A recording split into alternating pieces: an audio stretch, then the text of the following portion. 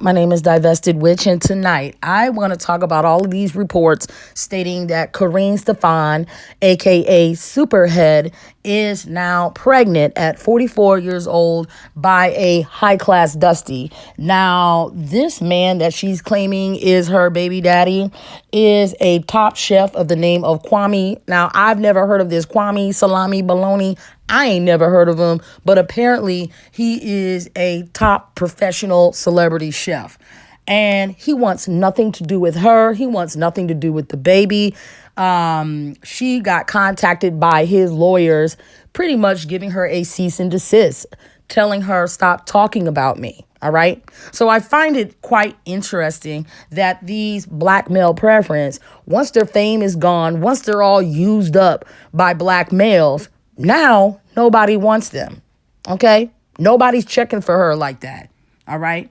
So here she is, 44 years old, pregnant and ghosted by a high-class Dusty. For those who have been living under a rock or just too young to remember, Kareen Stefan is one of the most well-known and famous rap video vixens. She has been in tons of rap videos in the 90s. Her claim to fame is how many rappers and black athletes that she slept with, to the point where they all nicknamed her Superhead. Okay, for her incredible oral skills. So she has made a name for herself for being the black man's sexual plaything and also the black man's preference. So before your Krishan Rocks and your whole Instagram models and internet baddies and thought culture, you had the video vixens, and the video vixens were beautiful black women who were modeling and dancing in rap videos. Every black woman wanted to be them. Every black man wanted them, and they were revered in black culture. They taught young women to be sexually liberated, use your sex appeal. You can get what you want. You can party with rock stars. And, so the competition was fierce. Everyone wanted to be a video vixen. Real talk. A lot of women elevated themselves to superstardom because they made themselves readily available to wealthy rappers, wealthy athletes. So this right here is the birth of thought culture. So now you have a whole new generation of girls deep-throating gas pumps at the gas station, sitting here at house parties, deep-throating bottles and stuff. Like, really, the thought culture is rooted in pick-me culture. All right? What the video vixens did was make regular black women want to strive to be the black man's preference, to be the black male pick me, okay? That's why you see so many of them deep-throating cucumbers and then got the nerve to call it a cucumber challenge. No, just say that you're a pick me. So you can thank women like Superhead for birthing the entire super sexualized thought culture that you see today. If it wasn't for Superhead, you wouldn't have women like Meg Thee Stallion and Cardi B singing about WAP. If it wasn't for Superhead, you would not have women like Brittany Griner and Bad Baby making millions of dollars. So that being said, do you think her being this famous video vixen and this famous black male preference, do you think that that benefited her in the long run? Absolutely not. Okay? See, when black women allow themselves to be used up by black men and make a whole career out of it, there's no longevity in that. So if you notice how white women in the sex industry move, they move very strategic. Okay, they're highly intelligent. And case in point, look at Gemma Jameson. All right. She went from being a porn star to a respected actress. All right. Same with Holly Madison. She took her notoriety of being a Playboy bunny.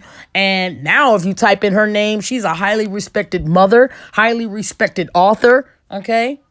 Highly respected wife. So these white women move very differently than the way black women move when it comes to being in the sex industry. So do you think Kareen, aka Superhead, took her fame and notoriety and elevated herself? No, she did not. Once you're known as the black man's plaything and the black man's preference, you have pretty much set yourself up for failure. Okay? Once these nakers use you for everything that you have, they no longer want you. All right. And this is going to be the fate of a lot of you pick-me's. Y'all are sitting up in here relishing in the fact that you're a black man's preference. But in the long run, y'all are not moving any places in life. Matter of fact, you're moving backwards in life. All right. She should have been married to her multimillionaire. She should have already, been taken off the market and all this stuff. She's supposed to be a legitimate businesswoman. Instead of all of that, she is now mocked and ridiculed in the black community. The same groups of males who used to uplift her are talking about how she's a used up 304. If Kareen was intelligent like the white women in the sex industry, she would have used her beauty, her looks, her notoriety, her fame that she has gotten from the sex industry, and she would have turned that into something tangible. She was actually dating Bill Maher. Okay. And if you don't know who Bill Maher is, he is a very wealthy and powerful man in the industry. Okay.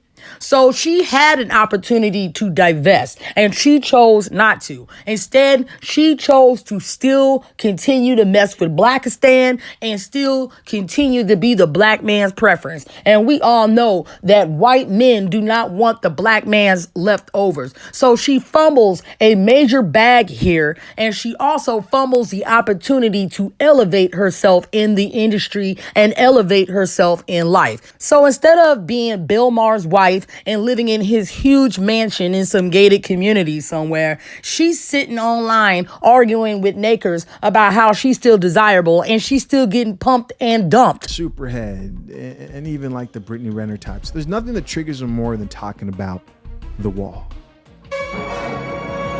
There's nothing that triggers them more than talking about their age. And Superhead, regardless of how she wants to present herself like she's this lady who's aged like fine wine, the truth is she is 44. She's getting up there in age.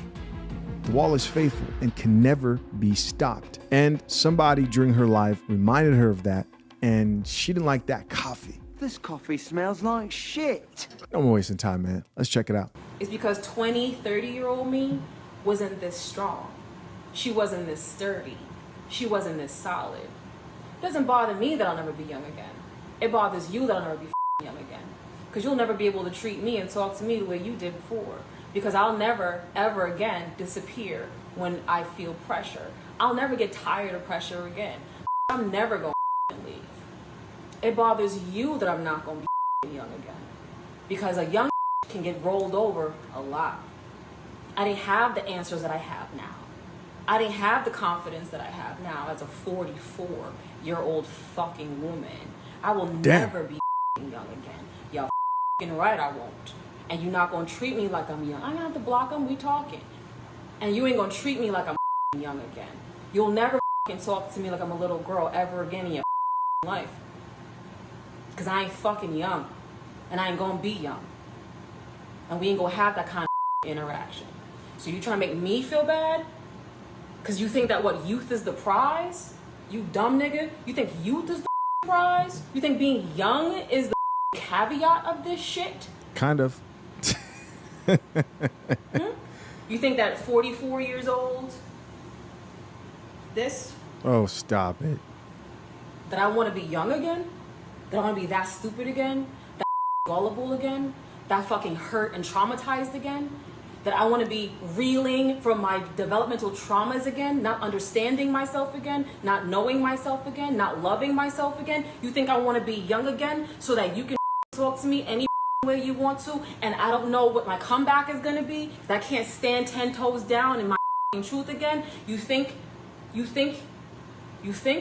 She wants to come up here and act like she's more older and wiser, but yet you still see her making the same stupid ass kid mistakes that she made in the past, okay? None of her relationships have ever worked out. Every man she's been with has pumped and dumped her. Like, it's time to grow the fuck up, all right? Because now she's 44 years old and announcing that she's pregnant with celebrity chef Kwame Salami. I don't know who this nigga is, but he's a celebrity chef and he's 33 years old. And she's sitting on live stream crying that this man don't want nothing to do with her. Okay.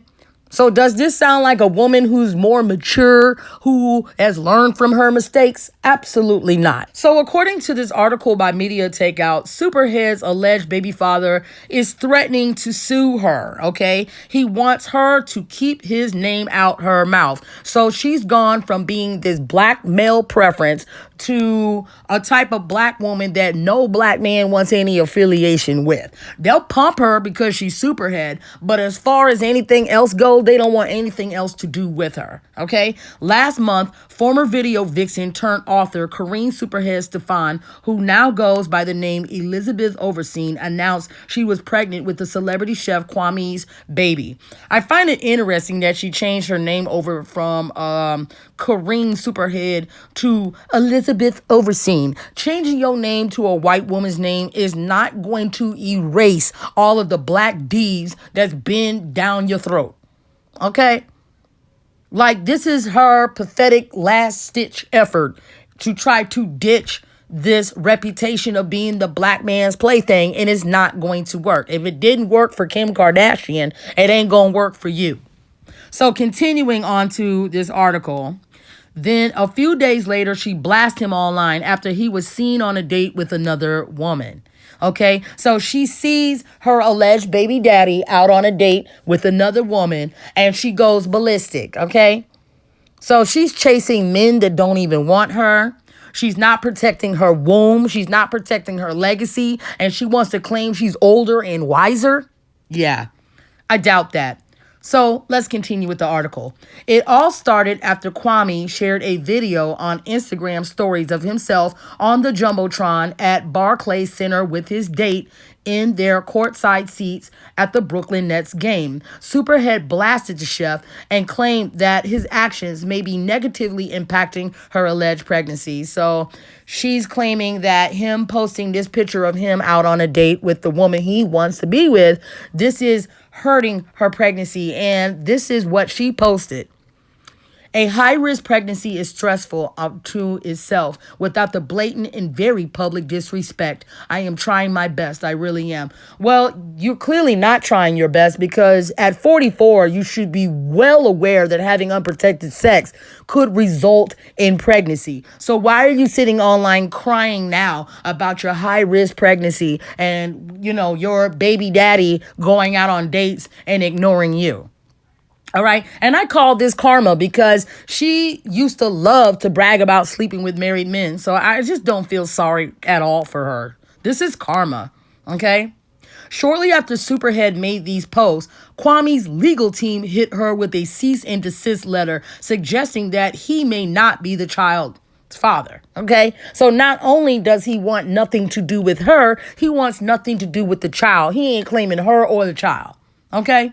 Going back to the article that has a typo in it, the former throat queen then explained how she and Kwame hooked up and he began distancing himself after she told him she was pregnant. Elizabeth claims Kwame sent a cease and desist letter demanding she stop talking about him, but she refuses, claiming she knows her rights and has receipts to back up everything she said. So we see that she hasn't changed at all. She hasn't elevated at all. She is still doing the same old bullshit that she did 10, 15, 20 years ago, okay? Nothing has changed in this woman's life. When she doesn't get what she wants from a man, she exposes him, okay?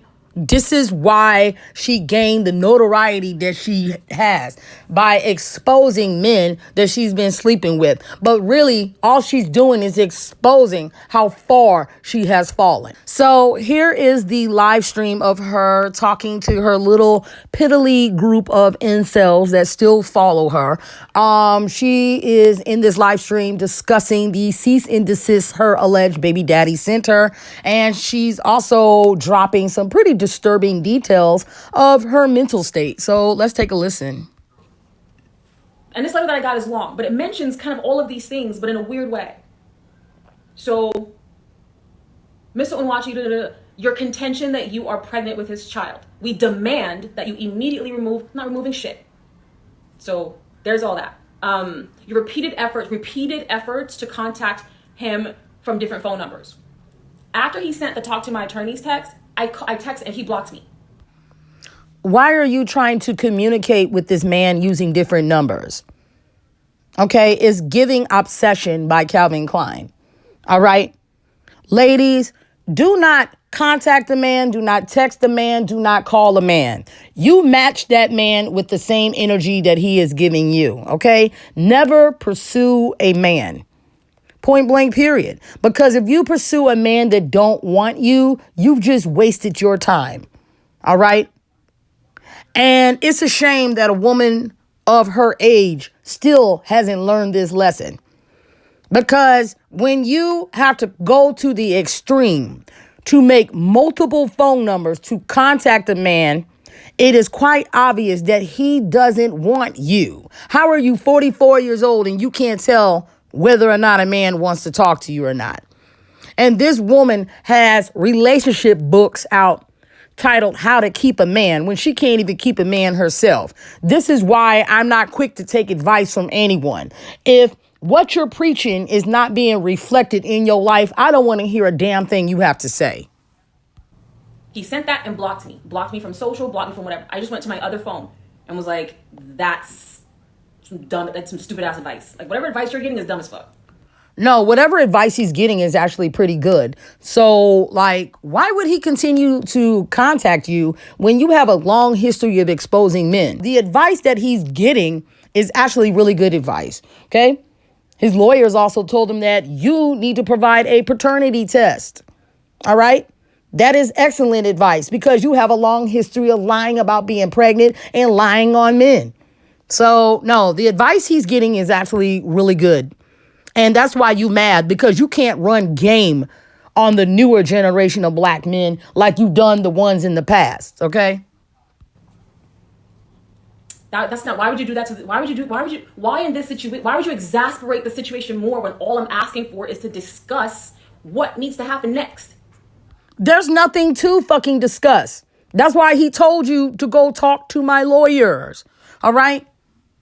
Like, to me, like, it's giving jealous, bitter, mad that he posted a picture of himself out on a date with a young woman that has a fraction of the baggage you got, okay? You're supposed to be the black man's preference that all the black men want. And finally, you got a man that don't want your ass and is publicly dating someone else, and you're bitter and you're mad about it. That's what this live stream is giving. So we see the legacy that a lot of these washed up pick-me's leave behind, okay? Got a bunch of ugly dudes on the internet bragging about smashing her, okay?